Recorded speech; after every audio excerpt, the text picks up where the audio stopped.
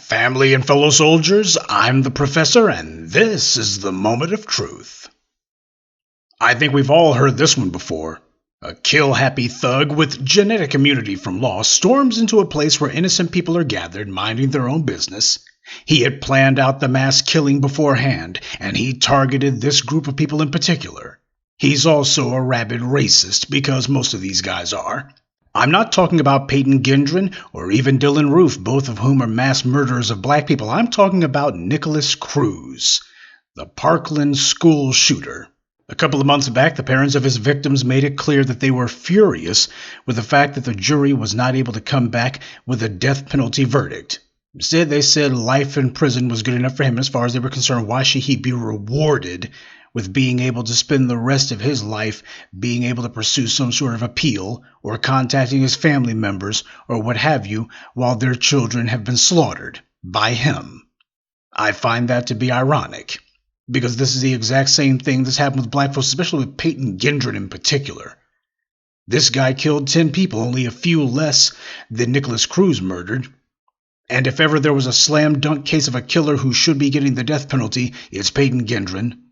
Yet we saw prosecutors at the state and now federal levels acting as if the case against him is weak, as if there's no evidence, as if there's a way that he might weasel his way out of it, as if, well, we better make a plea deal because if we don't, no, he surely won't get a conviction. They already know that he would.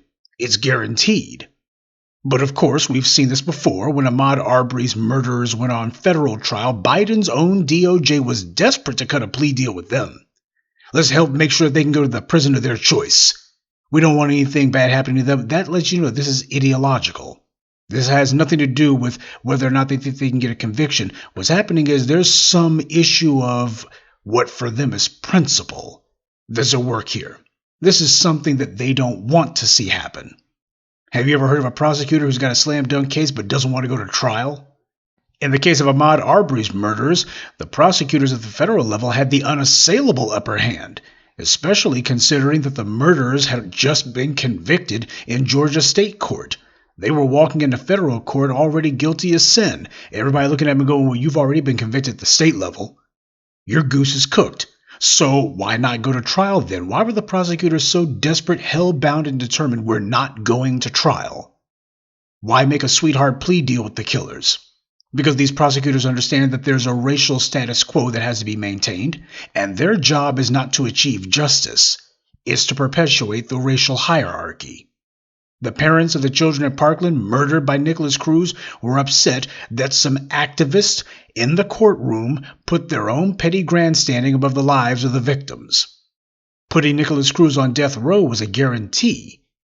No way that he wouldn't get convicted, but some stealth jurors had snuck onto that jury, and they made up their minds from the jump that their job was not to ensure that justice was done. Their job wasn't even to weigh the facts. Their job was to make sure that their own personal principles were upheld, and their principle was, well, we're against the death penalty. Why? We're going to go into the courtroom and we're going to make a political statement. It's going to be a powerful one. Even if you murder an entire classroom full of children, we will still demand that you not be given the death penalty, because this is about showing everybody what our virtues are. Well, I'll be the first one to tell you that what those jurors did in the case of Nicholas Cruz, that's not a virtue, it's narcissism. And guess what? What these prosecutors keep doing in regards to the black victims of these white supremacist thugs, that's not a virtue either. There's nothing virtuous about standing in the way of justice. There is nothing virtuous about making up your mind that there's a racial status quo that has to be maintained, especially when it comes to punishment under law.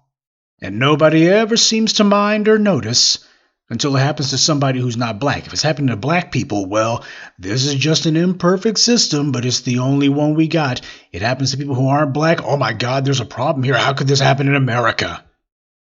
And we as black people have had prosecutors put their own racist need to manufacture and enforce a phony maximum sentence for killing black people above our lives. The glamorizing of teenage killers like Kyle Rittenhouse also plays into this. There's tons of wiggle room being given by the dominant society, downplaying the mass shootings as being nothing more than a mental health issue. And when they do that, that also means that none of these psychos is ever truly going to be held responsible for their actions. So it's only natural that you'll have some people who believe the white media hype. Well, these guys suffer from a mental disorder, mental disorder. You keep hearing that long enough, you're going to have a few people from the dominant society who say, well, why are we punishing them then? It's the exact same line of reasoning, such as it is, that we've seen with the opioid epidemic. Why, that's a public health concern. If it's a public health concern, there's not a criminal justice matter, and the same thing goes for these mass killings. Oh, well, they're not responsible for their actions, and that being the case, what are we punishing them for? This is a public health issue. It's not a criminal justice issue, and besides, these killers, they're just victims of their own sick minds. They're victims of their own mental disease, and why, you wouldn't kill somebody who has cancer, would you? What happened with the Parkland families was a miscarriage of justice. But it was a fluke. What happened there, that was an abnormality. What happens with black people, on the other hand, is government policy. At all levels, state, federal, the works, the rule may be unspoken. Nobody may be declaring it openly, but they don't have to. Actions speak a hell of a lot louder than words, and when you look at how consistently prosecutors keep doing this across the board, at the state and federal levels, you see that clearly there's a program at work here. We'll continue with the moment of truth in just a moment, but first, a word from the official sponsor of Black Empowerment, Power Tools. There's no telling when something's going to come up, so make sure you carry your power tools at all times. You never know when you're going to need to bring the hammer down, or when you'll have some trash that needs to be blown away, or some obstacle that requires cutting down. Don't get caught empty-handed. Keep your hammer close by. Keep that leaf blower at the ready, and always carry your steel. Power tools, because no matter what your day job or side hustle may be, there's no excuse for not being ready to put in some work. This is the inevitable end result of what happens when you have two systems trying to operate under one roof. It's like the old biblical saying goes, a man cannot serve two masters. Well, Lady Justice can't serve two masters either. Either there's going to be one standard that will apply to everyone, or you'll have more cases of legal schizophrenia just like this. Corruption is corrosive, like acid. It spreads. People who are used to having immunity from law when they harm black people will begin to tell themselves that they're untouchable from the law under all circumstances. And after having broken the law so many times but being safe in the knowledge that there will be no punishment that goes along with these transgressions, what happens when they have problems with people from the dominant society? What's going to happen is they're going to say, well, hell, I've been breaking the law this long. They'll make an exception for me. They always have. And then they do something against the people who this society is actually dedicated to protecting, and it's a problem all of a sudden, and people are angry because this wasn't supposed to happen. Or so they thought. It wasn't supposed to happen to them. Well, when a society decides that it's going to select a group of people who will be allowed to violate the law with impunity, that contradicts and flies in the face of any group expecting not to become the victims of those same entitled criminals. That's because corruption is inherently unstable. Building a house of cards is a cute idea, but when that thing falls, you got a mess on your hands. Everyone was just fine when black people were the ones asking, where's the justice? But now that it's happening to non-black people, does the white media think that we should be shocked or even surprised? Of course it was going to get to this point. When one of the main pillars holding up white supremacy is genetic immunity from law, you'll have people looking to defend certain criminality no matter who it happens to. It's a game that not just the prosecutors can play. Justice means balance, and imbalance is deliberately etched into the social, political, and judicial fabric of this nation.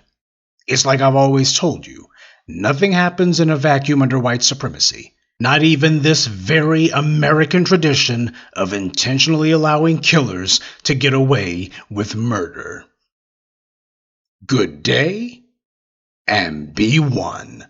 I'd like to take a moment to mention some of our contributors. Sherrod Martin, Latavius, Arthur Mitchell, King Edwards, and Loke Thies. Salute to them and thank you to everyone for listening, liking, and sharing this message. Black empowerment only exists because of you.